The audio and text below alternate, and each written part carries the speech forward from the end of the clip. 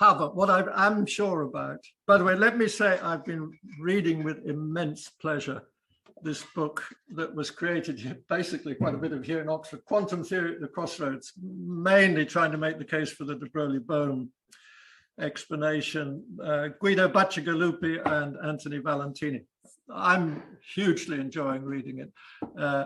Just how the founding fathers were struggling with understanding quantum mechanics. But one thing which comes out very clearly in this, they created quantum mechanics, and you look through the founding papers, you will not see a trace of a Machian intuition at work. And it's very strange because, well, the only exception, it looks like, is the single sentence abstract of Heisenberg paper. The present paper seeks to establish a basis for theoretical quantum mechanics founded exclusively upon relationships between quantities which in principle are observable. That, in fact, I think he was stimulated by Mach to do that. However, these are quantities which are observed in the laboratory. You will not find anywhere, I think, in any of the founding papers of quantum mechanics, a trace of Machian intuition, which is odd because Einstein had spent a huge amount of time trying to implement Mach's ideas.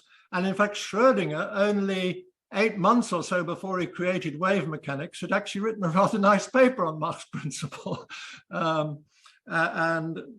But he shies away from anything like that when it comes to quantum mechanics. He does, because of de Broglie's work, he was forced to create his wave mechanics in the configuration, well, for non-relativistic, in the configuration space, but it's not the relative configuration space. And he really doesn't seem to want to touch that wretched configuration space. He just wants things in space, in ordinary good old space. And very touching, Lorentz says, I just want things in space and time. I want a clear picture of them. You know, it's completely un-Machian. I mean, I don't think these guys had read Leibniz. I mean, you know, just look at Leibniz and that would have given them second thoughts, I hope. So my outrageous idea is that the conjecture is that a Machian universe creates quantum facts in subsystems. And let me just try and justify that. So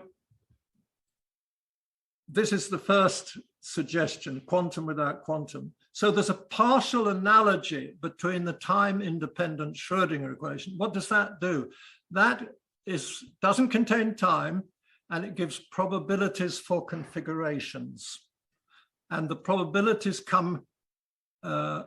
are brought in through the Born density. That isn't inherent in the theory. Now, if you fix a value of the shape complexity, it gives you probabilities for shapes, and the probability is already there in the theory, in the very foundations, because it's that natural metric that I told you about. There will be very, very few shapes that are not Copernican. There will be a great many that are Copernican, and basically using this idea of a sort of Shannon type entropy, you'll be able to find out the probabilities for the shapes that have a particular value of their Shannon entropy. And all that structure is sitting straight there in the theory that I presented there. Moreover, there's no boundary conditions at infinity. I mean, I've just been reading Schrödinger, where he points out that his time-independent equation needs boundary conditions at infinity. That's what actually brings in all the complete structure, I believe, of Hilbert space and everything like that, and the orthogonality of the eigenfunctions. I suspect this is something to do with subsystems, or it could be. We are developing this weekend I had with my collaborators 2 weeks ago. We have got some tentative ideas about how the time-independent Schrödinger equation might be emergent for subsystems, and also Planck's constant. We've got ideas about how Planck's constant should come in. In fact, everything, all the Planck units and the Planck constant should actually, if these ideas are right, really just come out of the complexity. So the inverse of the complexity is the size of the universe. the Planck time would be the difference between the current complexity and the minimal value of the complexity. Basically, I think everything should come out of that. And in the same way, you should get a Planck. This is all assuming, of course, this is going in the right direction. Now, if you look at this thing, you very soon see that if you just look at a small part of it, suppose you take a coin or you take a piece of paper with a hole in it and you place it anywhere on Manuel's one on the right, and then you can see what's in there. And then you say, can from what I see in that hole predict what I'll see when I lift the paper and see a bit further or enlarge the hole? What will I see there? Well, you just look at that and you can see it's obvious you'll be able to make pretty good predictions because you've got these incredible filaments that go on there. So that if you've got 3 or 4 particles that are lined up that with a little curve, you say, oh, I double the size of my hole, I'll find that that filament goes further and you'll have probabilities for it. Or you say, let's look at where there's a complete loop, where there's the filament joins up and you can go around and come back to where you were. What's the chance that there'll be one single particle sitting in the middle when I look there? So these are priors and non-local predictions. So could it be, suppose that the prior was the setup for a 2-slit experiment? And you just saw the setup. And then you looked a bit further and you see, lo and behold, there's a screen with interference pattern on it. That's not so implausible when you look at that picture that the one on the right that Manuel had. And in principle, exactly the same could be for entanglement and the Bell-type inequalities. The priors would be the system that creates the entangled particles in the conventional way one thinks about these things. And then there would be the magnets at different angles. And then those would be the priors. And then the check would be to see what's happened there. And maybe that could be there. Now, reading de Bohm's wonderfully clear papers and so much of what the quantum fathers were saying, they were all thinking about these things coming about in time. Well, at times Schrödinger doesn't. He does think that maybe it's all sitting in a given instant in a solution of his time-independent Schrödinger equation. But maybe that's the wrong way. Maybe the explanation of entanglement and all of these things is just sitting in one single shape, that it's just the law that determines the most probable shapes. There may be shapes in which these things, the quantum predictions, don't hold, but if they're extremely unlikely, we won't be in them. And we won't be in them because they're not rich enough to have something like that. By the way, the oclo-natural reactor, which went off, whatever it was, 2 billion years ago or something in Gambia, that's a classic example. That I imagine it was discovered when they found that there wasn't quite enough uranium-235 in the rocks that they were mining there. When they looked a bit further, they found evidence of these tracks of alpha particles from the decay, which confirmed the thing there. So that's a classic example. But is there a law? Is there a law that just creates such shapes? I don't think it's impossible. It's logically possible. And consciousness, suppose, now for the philosophers, hope I'm using the word properly, suppose consciousness supervenes on shapes with a given value of the complexity. Well, am I using it right? Yeah, okay. Now I've got a great quote from John Bell.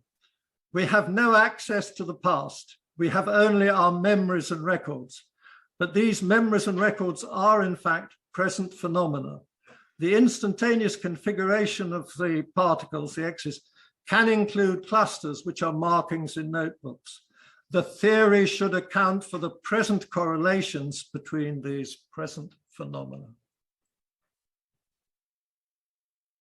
I think that's, we could be, as we sit here, we could be in that make it a bit richer, that pattern on the right of Manuel's, and we could be sitting there, all created in an instant. Now, getting near the end. Now, two Italians produced a remarkable paper about the n-body problem, published in 2015. And it says, basically what it says is the following. If I'm interpreting it right, by the way, this is not fully confirmed, but I think it's right. What they're saying is that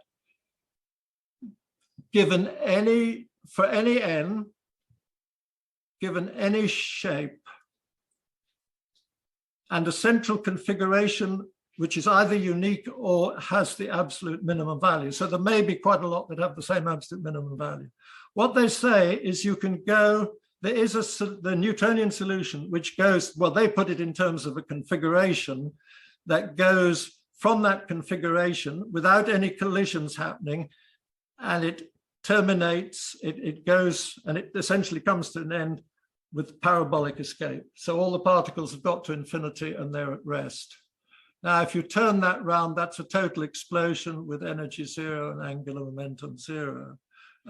So in their statement, they call that a minimizing normalized central configuration. That means a central configuration that's got the absolute minimum value of the complexity. So this would be my alpha. And there's a certain, so first of all, I think these solutions, I've already suggested that these parabolic escape solutions are just a tiny, tiny subset of Newton's solutions that bear no trace of any absolute structure, despite being Newtonian solutions. And moreover, very interestingly, the ones that come from the absolute minimum go to every shape. So this is a certain completeness, a perfection of the theory. So the argument is, so a lot of people would say, now, Julian, you're just choosing a tiny, tiny subset of Newton's solutions to make your point. But I could turn around and say, no, the law of the universe is only those solutions which derive from that magical quantity, the Newton potential made scale invariant, the shape potential or the complexity, only those solutions for which there's no trace of absolute, and that's it there. So that would be really rather nice if that's the case. So there's my conjectured law. A unique, MV stands for those two Italians, solution connects alpha to any shape. Here's another one with etymology. Creation, the word creation has nothing to do with creatio ex nihilo. It comes from Proto-Indo-European cur, meaning to grow. So alpha is the maximally uniform soil from which plants and trees grow.